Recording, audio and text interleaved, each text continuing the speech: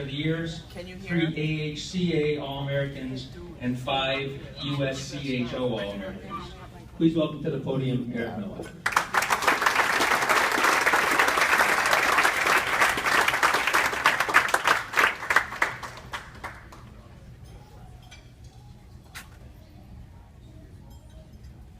I think back to my first year as a hockey coach, 2003, 2004, and I was sitting out where you're sitting at the awards banquet in May of 2004.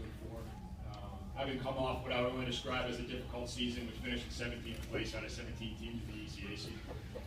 We really weren't threatening the number 16 team for the standings. So I was sitting there and watching all the Hall of Fame speeches and trying to take notes because I knew we were recruiting someone called Matt McGilvery. And he hadn't committed yet. It was still only May, and hockey players like to drag their feet on commitment, so he probably wasn't going to admit to me he was coming to Johnson Wales until sometime in June. But I thought to myself, if we can convince Matt to come to school here, 10 years from now, I'll be making a Hall of Fame speech. And here I am, making a Hall of Fame speech. That first recruiting class of 2004, to this day, is still the most significant one we've ever had.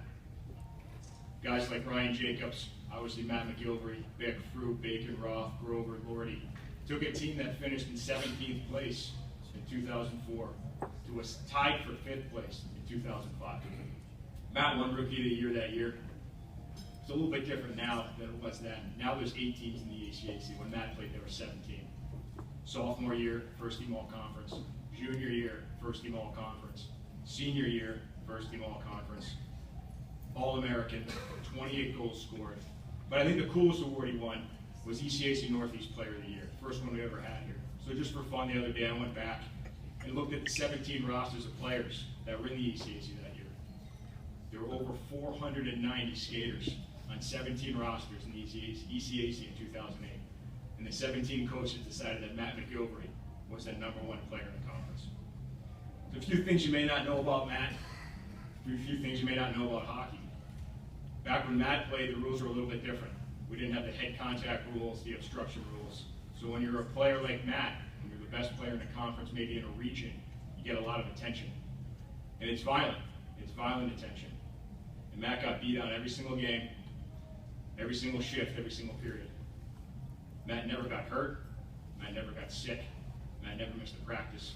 Matt never missed a game. And that's back when we skated up in North Smithfield at 7 o'clock in the morning, which means Matt was out of bed every day at 5:30. And all he got as a reward for that was my smiling face at 10 past 7. And somehow at 1:46, they had a knack for making the inside of the rink colder than the outside of the rink in the middle of February. So if I needed a few words to describe Matt as a student athlete, I'd only need one. Perfect. His GPA, and I know we're not supposed to talk about GPAs in public, but his GPA was somewhere north of 3.9. Every single term, academic all conference, every single term, Dean's List.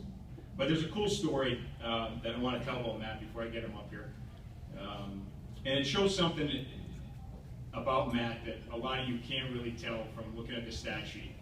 And it's the way that he treated his teammates. It's the way that he thought of his teammates, the way that he behaved on the team. So Ryan Jacobs, Matt's best friend, Matt's line mate throughout his junior career in Laconia, and Matt's line mate pretty much here the entire time, and certainly his junior, senior year.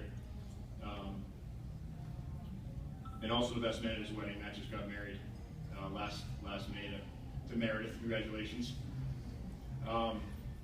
February 26, 2008 was Matt's last career game here, and also Ryan Jacobs' last career game. And in hockey, those of you who know a lot about it, a 100-point career really leaves your mark on a program.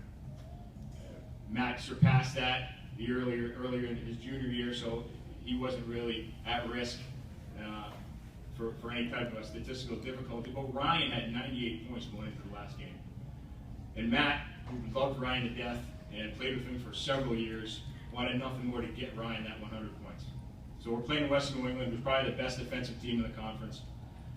We go through the first 2 periods and Ryan doesn't get any points. And we go through the first half of the 3rd period and Ryan doesn't get any points. And then with 10 minutes left in the 3rd, Ryan finally scores.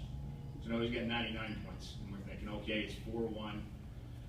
He'll probably pull the goalie at the end. Ryan will get an empty netter. We'll get to 100. Everyone's hoping and hoping. And then Western New England, and then we take a penalty. And I sent Matt out to kill the penalty. And I I said, well, worst case scenario, we'll kill some more time off the clock, and it'll still be 4-1. They'll pull the goalie right again to netter. Except Matt had other plans. Matt went out there and scored a shorthanded goal. So he made it 5-1. Now Western New England probably won't pull the goalie, and Ryan probably won't get his 100th point. And then, with 3:43 left in the game, Ryan Jacobs does the unthinkable. With 99 points in his career, he takes a 2-minute minor. He goes to the penalty box for 2 minutes. And I remember distinctly Matt skating over the penalty box and pointing at Ryan, screaming something I won't repeat here. And I said, well, Matt, you have to stay out there for the full 2 minutes and kill the penalty. So Matt did. And with 1:43 left in the game, with 1:43 left in both of their careers at Johnson Wales, Ryan got out of the penalty box. And with 59 seconds left in both of their careers, and something I honestly couldn't have scripted, Matt steals the puck at the red line, beats a defenseman, and instead of going in on a breakaway and scoring, he looks for Ryan. Perfect tape-to-tape pass. Ryan, one-handed, tips the puck into the net for his 100th goal with 59 seconds left in both of their careers. And our bench went crazy, jumping up and down, jumping on top of Ryan. I think Matt wanted it to happen more than Ryan did, and Chris Bernard, the Western New England coach, who I'm good friends with, now at Potsdam, looked down at me. He goes, what are you guys celebrating the 6th goal in a 6-1 game for? Chris, I'll talk to you after the game. It's been great having Matt as an addition to our coaching staff. He brings an incredible passion to the rink every day and great knowledge of the game. I'm proud to induct into the 2014 Johnson Wales Hall of Fame, Matt McGilder.